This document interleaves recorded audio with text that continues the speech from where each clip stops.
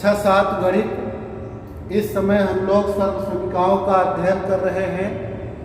दो सर्वसमीकाओं के बारे में पढ़ चुके। a धन b पूरे की घात 2 बराबर a घात 2 धन 2 ab धन b घात 2 और दूसरी सर्वसमीका a ऋण b पूरे की घात 2 बराबर a घात 2 ऋण 2 ab धन b घात 2। आज हम लोग तीसरी सर्वसमीका के बारे में पढ़ेंगे। a धन b गुणे a ऋण b, इन दोनों कोष्ठकों के बीच में गुणा करते। a धन b गुणे a ऋण b बराबर हो जाएगा a घात 2 ऋण b घात 2, या इधर से भी कह सकते a घात 2 ऋण b घात 2 बराबर a plus b a minus b, a square minus B square equal to एक ब्रैकेट में a प्लस बी इंटू दूसरे ब्रैकेट में a माइनस बी। तो दो तरीकों से सिद्ध करेंगे हम लोग, एक गुणा विधि से और एक ज्यामिति विधि से। तो गुणा विधि से करने के लिए इसमें हम इन दोनों का गुणा कर दें, इसके बराबर है a धन b गुणे a ऋण b। पहले इस a का गुणा a के साथ, दोनों धन वाले हैं, इसके पूर्व भी धन इसके भी पूर्व धन, तो धन में ही रहेगा a गुणे a। अब इस धन a का गुणा ऋण b से, एक धन है एक ऋण है, तो ऋण a गुणे b। अब इससे करें धन b गुणे धन a, दोनों धन वाले हैं, गुणा आ जाएगा b गुणे। अब एक धन है एक ऋण है, धन b का ऋण b, तो धन और ऋण का गुणा ऋण, तो कितना होगा b गुणे b। ये हो गया a घात 2 ऋण ab, ये होगा ba।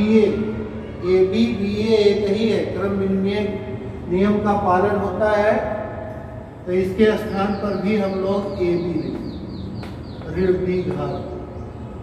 तो जितना ये ऋण में है उतना ही धन में है, ये दोनों मिलकर के शून्य हो जाए। ऋण a b धन a b, ऋण 1 है धन 1, ऋण 1 धन 1 मिलके ये शून्य। ये हो गया a घात 2 ऋण b घात, यही आ गया।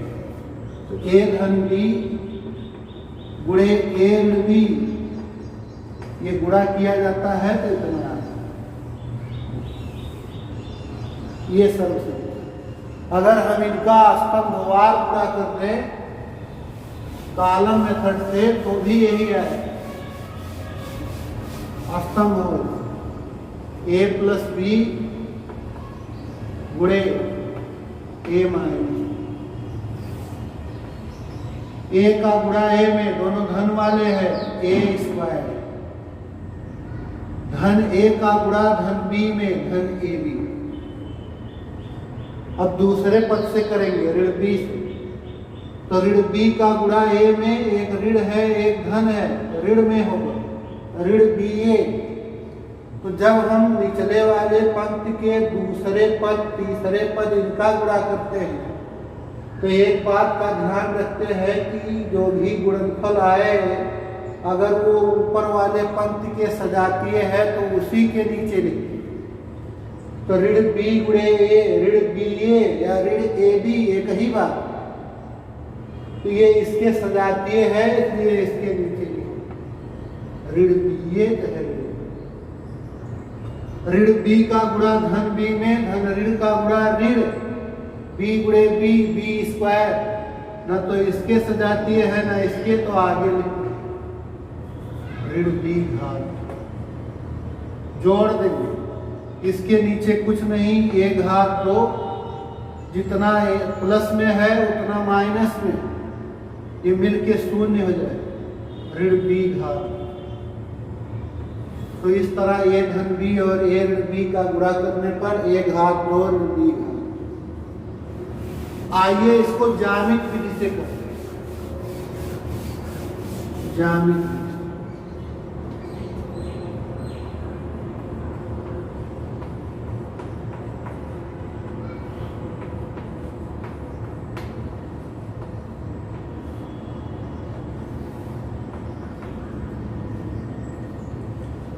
मान लीजिए कि हमारे पास एक वर्ग है,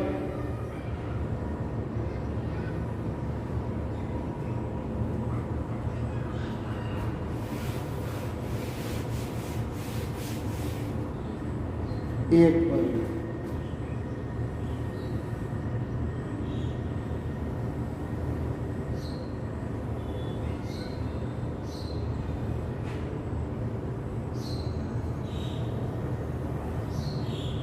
ये वर्ग। थोड़ी बहुत आकृति गड़बड़ हो सकती है, आप अपने अनुसार सही बना लेंगे।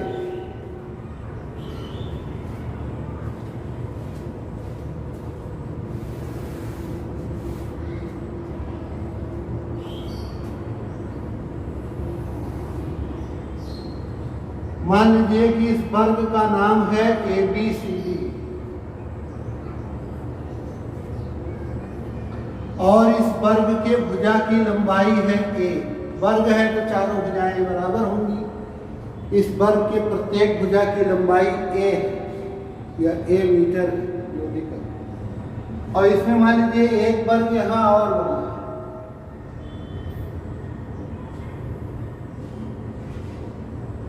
वर्ग।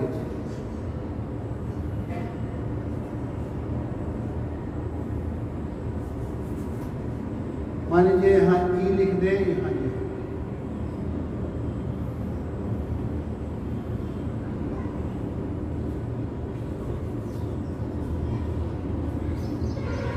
इस वर्ग को जो यहाँ कोने में मैंने बनाया, मान लीजिए इसके भुजा की लंबाई है B, इसकी प्रत्येक भुजा B लंबाई। तो अगर इस वर्ग में से ये कोने वाला वर्ग घटा दे,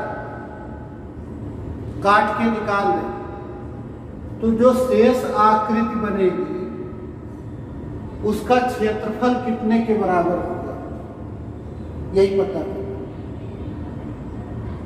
अच्छा, जो शेष आकृति हो गई उसका क्षेत्रफल देखिए कितने के बराबर होगा। तो वर्ग ABCD में से वर्ग EFC, मान लीजिए यहां लिख देते हैं G, को निकालने पर शेष आकृति का क्षेत्रफल, देखो जो पूरा है उसका क्षेत्रफल होगा A वर्ग। वर्ग है, भुजा की लंबाई A, वर्गाकार आकृति का क्षेत्रफल बराबर भुजा का वर्ग। अगर कहते कि 20 सेंटीमीटर का वर्ग है बड़ा, तो उसका क्षेत्रफल हो जाता 20 सेंटीमीटर का वर्ग, 400 वर्ग सेंटीमीटर। इस बड़े वर्ग की भुजा है ABCD, इसलिए इसका क्षेत्रफल हो गया A वर्ग। और इस वर्ग का क्षेत्रफल हो गया आकृति FCGE, इसका क्षेत्रफल हो गया B वर्ग, क्योंकि इसके भुजा की लंबाई है B। तो हमने बड़े वाले क्षेत्रफल में से इस कोने वाले क्षेत्रफल को निकाला है, इसलिए इस शेष आकृति का क्षेत्रफल हो गया। शेष आकृति का क्षेत्रफल लिख सकते हैं, कौन सी आकृति बची, ABFEGD,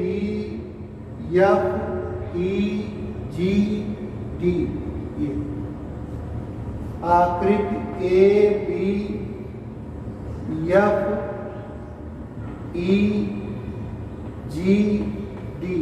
यहाँ चले आए या A तक चले जाए का क्षेत्रफल, ये बराबर हो गया A वर्ग में से B वर्ग घटा दो, जो बचा वो इसी शेष आकृति का। अच्छा, ये तो हो गया कि A वर्ग कुल क्षेत्रफल था, B वर्ग क्षेत्रफल काट के निकाल दिया, इसलिए बचा हो गया A वर्ग ऋण B वर्ग। आइए इसी क्षेत्रफल को हम लोग दूसरे तरीके से भी निकालें।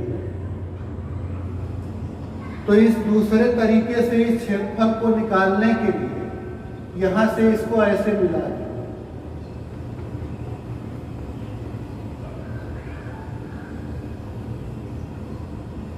तो अब दूसरे तरीके से निकालने के लिए यहाँ भी मान लीजिए हम लिख देते हैं यच। तो शेष आकृति का क्षेत्रफल पता करने के लिए एक बार निकालें आकृति ए बी एफ एच इसका क्षेत्रफल, और एक बार ये इसका क्षेत्रफल निकालें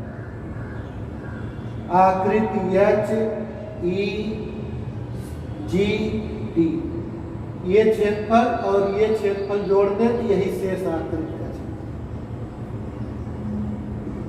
अब इस क्षेत्रफल को निकालने के लिए इस क्षेत्रफल को और इस क्षेत्रफल को निकालना है, तो सुविधा के लिए आसानी से यह भाग और इस भाग का क्षेत्रफल ज्ञात हो जाए, इसलिए ये जो क्षेत्रफल है एच ई जी डी, यहाँ से इसको काटेंगे और यहाँ ला के जोड़, यहाँ जोड़।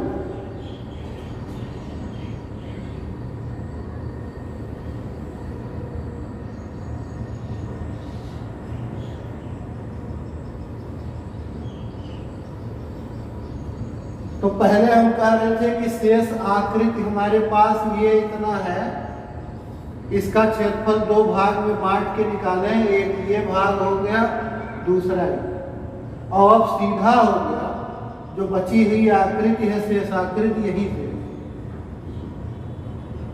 यही पूरा क्षेत्रफल जो निकाल लें यही शेष आकृति का क्षेत्रफल। और इस आकृति का क्षेत्रफल निकालने के लिए ये एक आयत है, और इसके लिए देखिए यहां से यहां तक है ए, और यही बी लंबाई जो है ये बी लंबाई यही ला करके ऐसे खड़ा कर दिया, तो ये लंबाई हो गई बी, ये लंबाई हो गई,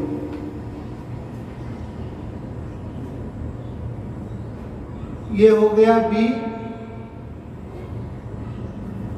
अब पूरा अगर देखा जाए आयत का यहां से लेकर के यहां तक, यहां से लेकर के यहां तक यही क्षेत्रफल ज्ञात करना। अब इस क्षेत्रफल के लिए आयताकार है, इसकी लंबाई कितनी हो गई, यहां से यहां तक की लंबाई चाहिए यहां से, तो इस लंबाई का मान हो गया बी यहां है ए यहां है, तो पूरी लंबाई हो गई बी धन ए, चाहे कहे कि ए धन बी। और जो इसकी चौड़ाई है ये इतना हिस्सा, या कहे कि ये इतना हिस्सा, या ये कहे कि ये इतना हिस्सा, चाहे जहां से पता कर ले, इस आयत की चौड़ाई यही है, हर जगह बराबर ही है। तो ये जब पूरा वर्ग बना था तो इस भुजा की लंबाई थी ए, यहाँ से यहाँ तक ए, यहाँ से यहाँ तक ए, ये ए। अब उस ए में से, इस पूरे ए में से ये बी हिस्सा कम कर दिया, तो इसलिए ये हिस्सा हो गया ए माइनस बी, ए माइनस बी, ए माइनस बी। तो जो आकृति शेष बची इसका ऐसे क्षेत्रफल ज्ञात करें। एक बात तो ऐसे निकाल दिया कि पूरा क्षेत्रफल का ए वर्ग बी वर्ग काट के निकाला गया, बचा क्षेत्रफल ए घात 2 ऋण बी घात, और ऐसे निकाल रहे हैं इतना प्लस ये बचा था, इसको यहाँ ला के जोड़ के निकाल रहे हैं। तो आकृति का क्षेत्रफल ऐसे देखा जाए तो ये आकृति चूंकि आयताकार है, जिसकी लंबाई बन गई ए धन बी और जिसकी चौड़ाई बन जा रही है ए ऋण बी, ये ए ऋण बी, ए ऋण बी। तो आयत की लंबाई ए धन बी, चौड़ाई ए ऋण बी, इसलिए क्षेत्रफल हो गया लंबाई में चौड़ाई ए धन बी में ए ऋण। तो यह भी उसी आकृति का क्षेत्रफल है, ये आकृति का क्षेत्रफल ए घात 2 ऋण बी घात, यह भी उसी आकृति का क्षेत्रफल। दोनों क्षेत्रफल बराबर होना चाहिए, दो तरीकों से खाली निकाला जाए। अतः दोनों क्षेत्रफल बराबर करेंगे तो वही हमारी सर्वसमीकरण ए धन बी मिलेगी। इस तरह से इस सर्वसमीकरण को ज्यामिति विधि से भी सिद्ध कर सकते हैं। धन्यवाद।